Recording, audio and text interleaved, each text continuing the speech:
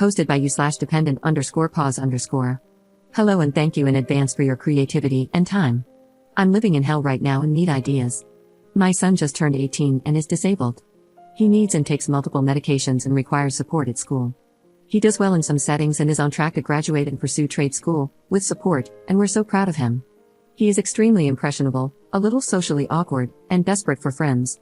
For years we've struggled because he gives his possessions away, gets into bad situations, for example, someone offering to sell him rocks at a park, him thinking they are collectible polished gemstones, and then freaking out when he realizes they're illicit substances, and is easily bullied.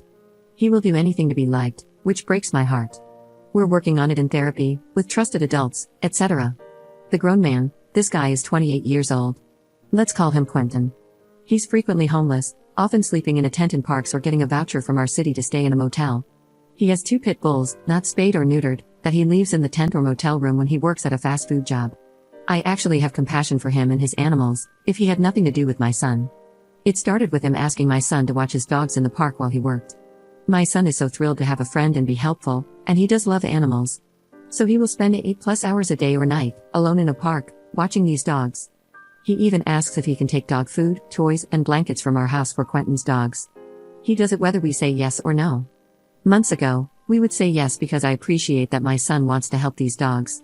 Starting a few months ago, when my son turned 18, Quentin told him he didn't have to stay with us and could stay with him. For weeks, our son was sleeping in the tent with the dogs or roughing it in the park. Quentin gives him beer and the green stuff. Our son will watch the dogs for entire shifts while Quentin works. Quentin tells him he will help him get a tent and vouchers, too. The police are sympathetic, especially because my son has disabilities and some medical issues.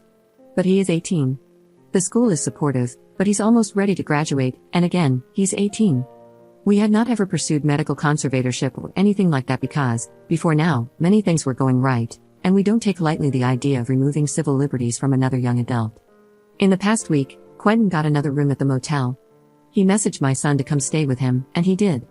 My son sat in the room and watched his dogs while Quentin worked, and I imagine they got high and hung out when Quentin was not working. My son would respond to text messages from us but asserted he is an adult and can go where he wants. He missed a week of medication, school, part of his part-time job, and another important appointment. Being Quentin's friend is more important than all of these things. He feels good helping his friend and says, "Quentin is like a brother to me, he's the best brother I've ever had." Quentin's own family has kicked him out. They are nearby. I have no idea who watches the dogs when my son is not available. Quentin doesn't drive, and earlier this week my son gave Quentin his bike because he needs it more than me. Our son came home yesterday and had a complete psychiatric crisis because he's been unmedicated, and probably also high/drinking, for so many days. His medical issues are exacerbated. He was banging his head on the concrete floor, and when we called emergency services, he spit at the police, so they put a spit hood on him and restrained him. It was horrific, and he was begging for help. We're not sure when he will be stable enough to come home and may need a medical procedure. He was coherent today, crying, apologizing, but still 100% certain Quentin is his friend. I also feel terrible because I know that, at age 18, it's a good thing for my son to be not telling us everything, having his own friends in life, etc. I look forward to that day. He does have other friends who are closer to his age, and their hanging out is more appropriate. But these other kids have busier lives and more responsibilities. They aren't available 24/7. Quentin is, and my son feels so good when his phone pings and it's his friend needing him. How can I make this man's life miserable? Or at least, make it too uncomfortable or risky to keep hanging out with my son? Nothing to harm or stress the dogs, please. It's not their fault, and my son would never forgive me. Update 4 months later.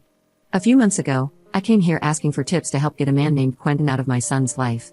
I'm super grateful for all the ideas and many kind words. As of today, and for the last 3 months, my son is happy and healthy. We found a transitional living house for him with 5 other young men, 2 house managers, and a dog. He's learning to adult, learning to cook, clean, and get a job. It includes therapy, gym every day, yoga, skateboarding, and more. Truly a dream come true. The house is about 40 minutes away from where Quentin lives, and my son feels he has friends, is purposeful, and feels adult. He is learning and staying busy. They will also do job training. Before this happened, I took as much of your advice as possible. I contacted the manager at Quentin's workplace and the motel he occasionally stays at. I told them Quentin was allowing a disabled teenager to stay with him and giving him, and other teens, alcohol. The manager is a local small business owner and took my information seriously. I also went to the motel and pointed out the sign that said all guests must have ID, my son does not. I told the manager I hoped he was abiding by the rules or I'd contact corporate. I also started calling the non-emergency PD line when Quentin was camped out after park closing time and leaving his dogs there during the day. The PD would move him along. Someone had the great advice of being his best friend and showing up all the time. So I did. If Quentin wanted to see my son, hey, here I am, too. I'm at the park, I'm at his work, I'm near the motel. I even prepared flyers to let others in the park neighborhood, which has a playground for small children, know about the tent, camping, and unsupervised, unneutered pit bulls. Quentin got increasingly upset. He said I was stalking him and he was going to call the police. I said, politely, please do. I'd love to tell the police more about what he was doing with my son and other vulnerable young people. I told him, if he wanted to be in my son's life, I'd be in his life. It was up to him. I really felt bold after all of your advice and encouragement. I was willing to keep going for the long haul. In the meantime, we found a lawyer, and I started tapping into resources to find my son some kind of job training because he really wants to help and feel grown up. For a few weeks, he was working at a drugstore through a program run by a local agency. That was huge for him, stocking, cleaning, and helping people. It also kept him busy for about a month and kind of removed Quentin slightly. Quentin either got sick of seeing me or was afraid of losing his job. The motel he had been staying at occasionally stopped letting him, so he had to start using another location much farther away. It was farther to walk to work and harder to deal with. I think he realized my son wasn't worth the trouble I was causing and just stopped contacting him. Thank you so much for all of your ideas. I was so focused on trying to fix it from my son's end as his mom that I had no idea how to actually deal with Quentin. You all were fantastic. Huge thanks from the mom of a happy, healthy, busy, and purposeful young adult son.